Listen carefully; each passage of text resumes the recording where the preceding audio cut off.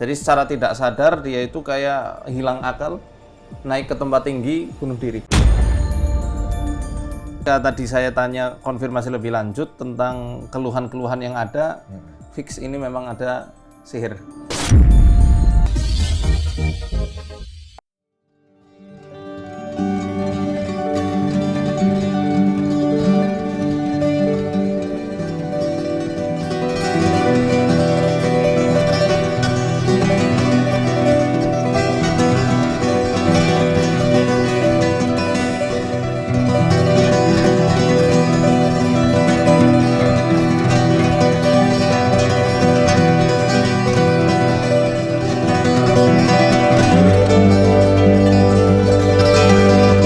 Fahmi dan Oci juga kerap mengalami kejadian tak biasa di rumah yang mengarah kepada dugaan adanya serangan magis yang menyasar keluarga mereka.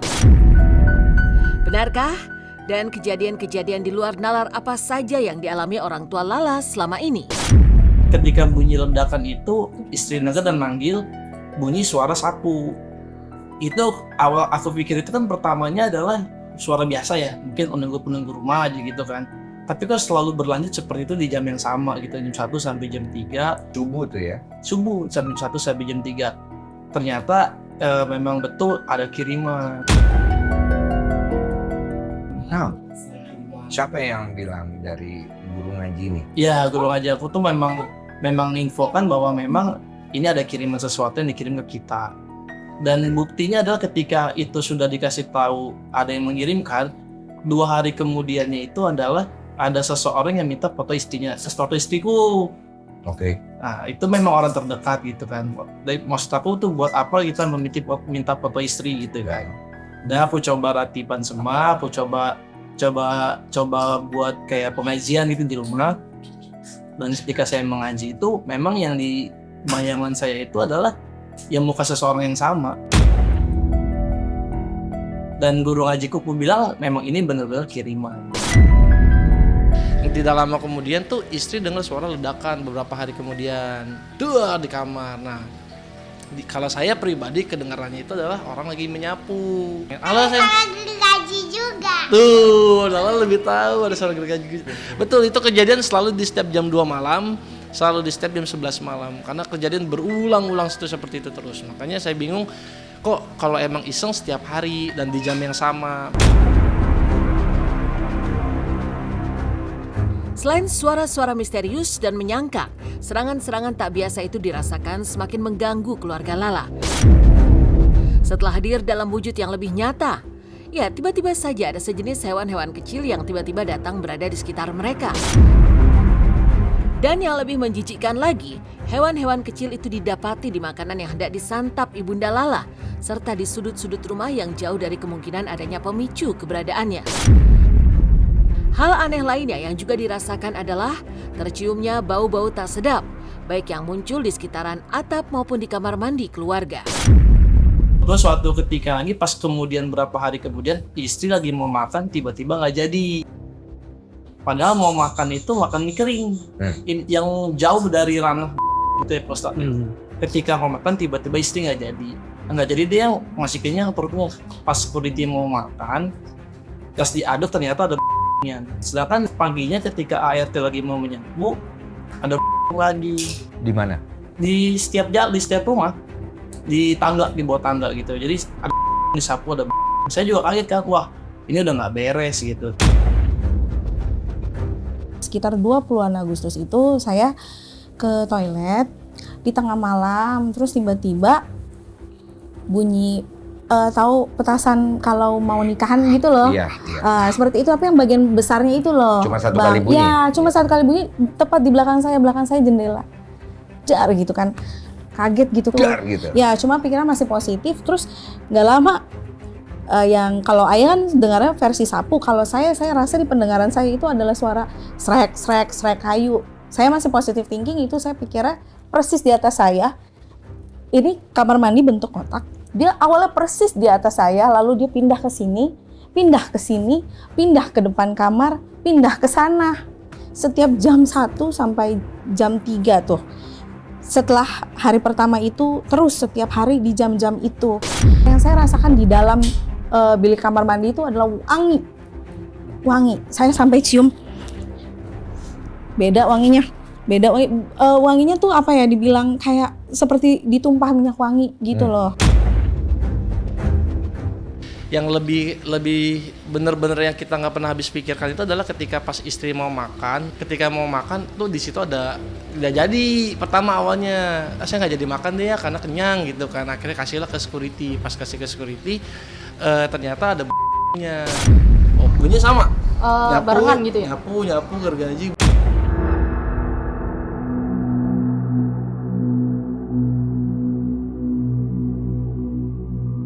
Perlahan tapi pasti, serangan-serangan tak kasat mata itu pun mulai berdampak langsung, utamanya kepada psikis Ibunda Lala. Ya, akibat suasana rumah yang panas, Oci pun mulai mengalami depresi yang ditandai dengan emosinya yang mudah tersulut, serta membenci semua keluarga, termasuk Lala serta utamanya sang suami.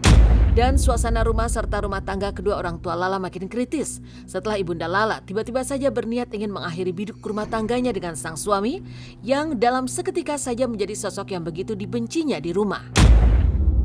Terkikis psikis aku gitu loh Bang. Jadi aku yang orang kenal sebagai perempuan yang sabar, aku bahkan sampai sangat menjauhi dunia. Aku benar-benar terkurung di dalam, aku memusuhi semua orang, aku bahkan mertuaku pun setiap aku nganter sekolah nggak pernah salim. Oh, jadi perilakunya lebih banyak berubah di kamu, bukan di Lala gitu. Bukan. Itu gitu. yang kamu rasa. Ya, Terus? dan yang lebih parah lagi sempat masuk ke tahap depresi. Benci aja sama semuanya. Ayah sampai nggak kenal. Iya. Masa Bahkan bukan saya sendiri, anak sendiri pun nggak mau, Lala sendiri pun nggak mau deket sama ibunya. Perubahan total, bener-bener berubah. Sempat berpikir mau pisah. Udah dicoba dibersihkan semua, alhamdulillah sekarang memang ternyata kejadiannya Lala sakit, terus rumah di sini panas. Jadi itu sebelumnya memang saya sama istri itu banyak cekcoknya juga kan. Pokoknya panas deh rumah. Ternyata memang ada kiriman sesuatu. Ada saga sapu juga. Ada suara sapu juga, betul.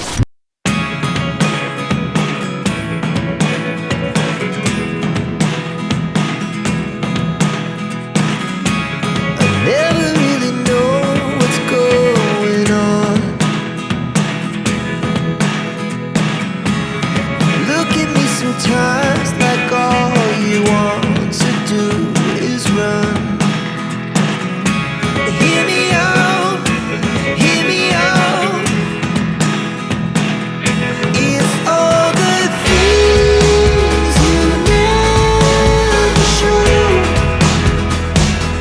There are the things I want. Jika semua itu memang berkaitan dengan serangan sihir. Lantas apa yang melatar belakangi terduga pelaku melakukan aksinya?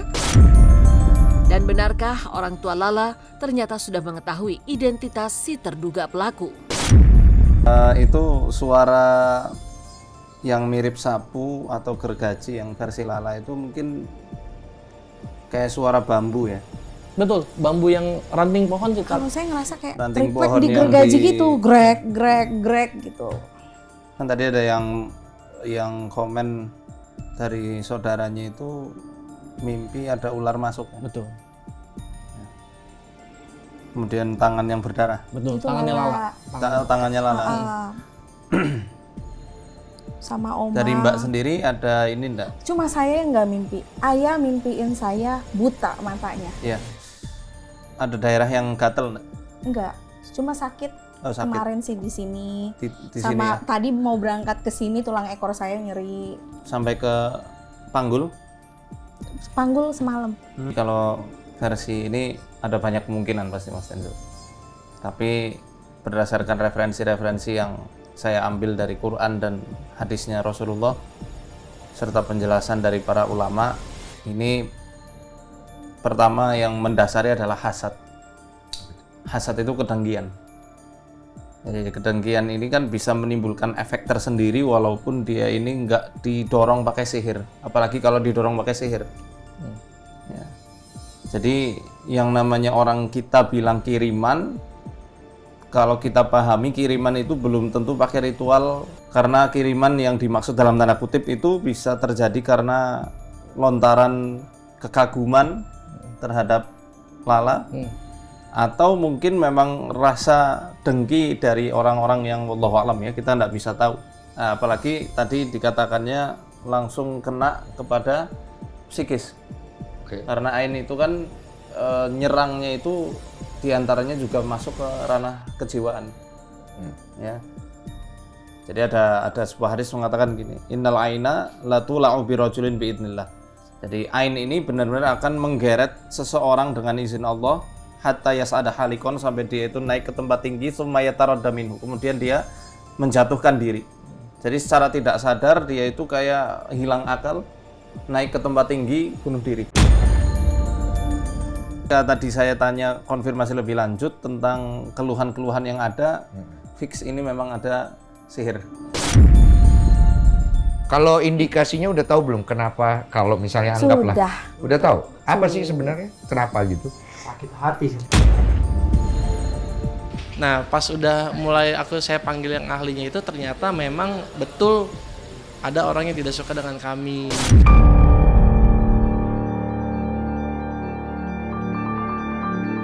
Dan lewat doa-doa, Ustadz Faizar Hidayatullah pun mencoba membantu Ibunda Lala membersihkan diri dari serangan-serangan tak biasa yang menyasarnya.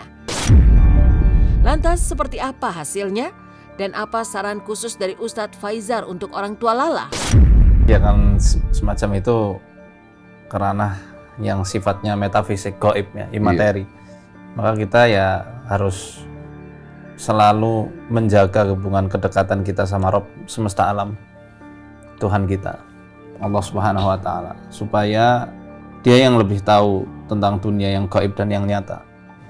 Dan perlindungannya kalau Allah sudah turunkan itu melawan kekuatan jahat, semisal sihir ataupun ain, ya bagaikan debu lawan angin tornado, terombang-ambing kekuatan selain kekuatannya. Nggak akan ada yang bisa ngalahkan. Tapi insya Allah aman lah, nggak akan ada gangguan-gangguan lagi. Ini goib gitu kan, karena goib kan tak kasat mata kan, kita susah mau menerka-nerkanya seperti apa kan gitu. Makanya saya lah coba beli gelang lah tuh, gelangnya Lala itu kan bukan sembarangan gelang kan, gelang kalung, tapi memang gelangnya itu dari ada bangle, ada kayak apa sih minyak daun bidara, jadi dijadiin satu semua, karena buat menjaga juga sih.